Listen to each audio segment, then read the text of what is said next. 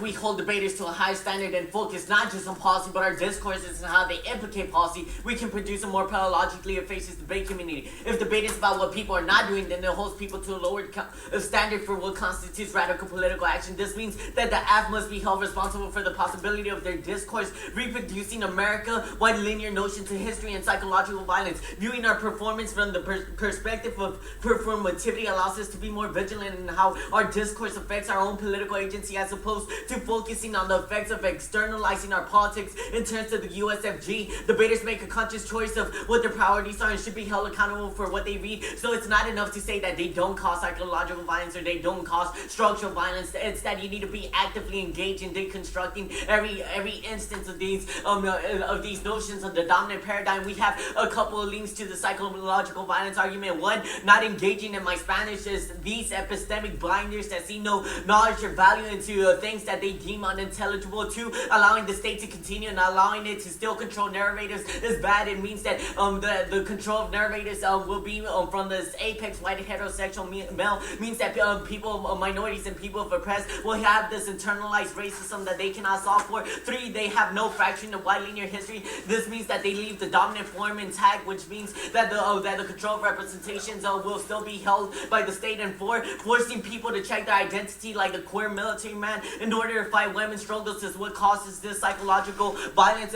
We say that the role of violence is liberation. We don't have our hands on the levers of power, but we as debaters can change the way we approach institutions and how they affect population. The negative has re-entrenched violence. We have a couple of impacts of the real world, and in this round, one, we feel pressure to whitewash ourselves as the only method to engage in the space. Two, psychological violence drives away debaters that don't fit into the formalized notions of debate. It turns the community into a cleansed space where issues of race and gender aren't expressed. And three, even worse than driving away debaters, is the creation of double consciousness for non-traditional debaters who feel that they must whitewash themselves in order to win round.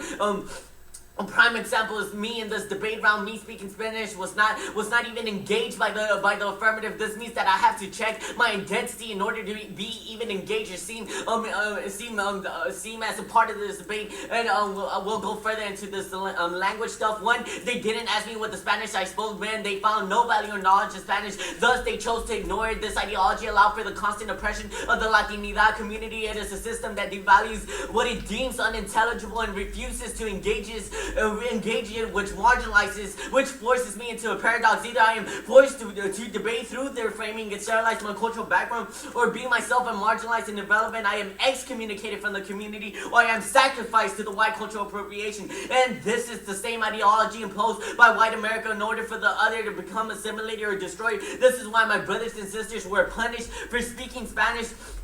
We're seen as speaking an inferior and dirty language, or as Newt Gingrich calls it, the language of the ghetto. This is exactly what we're talking about. This linguistic terrorism causes psychological terrorism. And, I have a card, I'll give it to you right now. The assimilation needs to stop. I will not code switch in order to be respected and understood. Aslan happens now. Resistance is the practice, and Sajula explains. So if you really want to hear me talk badly about my language, ethnic identity is twin key to linguistic identity. I am my language. Until I can take pride in my language, I cannot take pride in myself. Until I can accept legitimate Chicano, Tex-Mex, Spanish, Tex-Mex, and all other language I speak, I cannot gully and code switch without having always to translate. As long as I have to accommodate the English speaker, English speaker rather than them having to accommodate me, my tongue will always be illegitimate.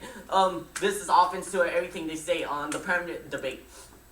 One, the perm does not make sense. You cannot perm performance in this particular debate. The app has performed a defense of white hegemony because it allows them to not take responsibility of their own performance in the debate or argument. Also, when people are not made to justify their performance, it allows for space co-option. The biggest threat is not the white supremacist, not the white counterman, but the white moderate who is more dedicated to order than justice. They'll all compete because we challenge the structure that perpetuates whiteness in the first place. And a couple of reasons. I'm assuming the perms are two forms of severance. First, they can't overcome the method of burning down the state, picking or choosing the part of the performance is illegitimate. Fourth step to explain how they embrace both working within the state and burning down the state. They can't come they can't overcome the state restructuring the links and this outweighs the net benefit and makes the state worse. And secondly, they attempt to steal the performance of the one and see and separate our bodies from our advocacy. This is the worst form of severance. This is the logic used to control representation by distancing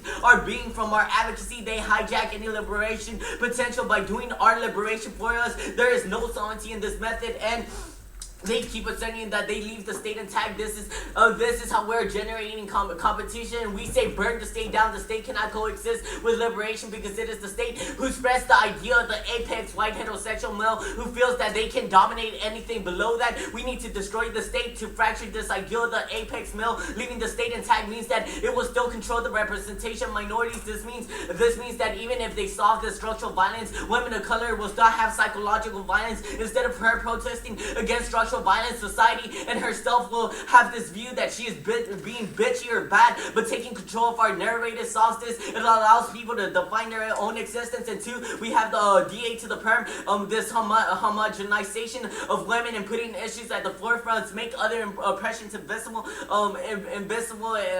This is a society will think that the idea. Oh yeah. What else would you see in the